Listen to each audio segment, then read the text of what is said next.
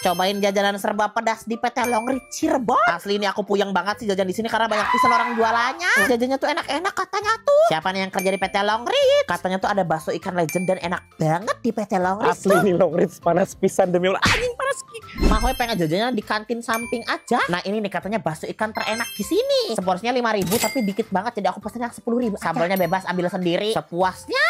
Terus ada siji lagi bakso ikan si jarene enak. Seenak apa sih? Mari kidok, mari kita ngebadok. Bakso ikan yang pertama pakai mangkok, yang keduanya pakai gelas plastik. Sebelum mari kidok biar makin nikmat, Mahoy itu selalu stok jajan ini. Snack bon cabe makaroni crispy. Asli gurih pedasnya bikin nagih. Makin nikmat pedes gurih kalau makan ditambahin snack bon cabe ini. Apalagi bakso gini kan, wah meledak. Dijamin bikin nagih.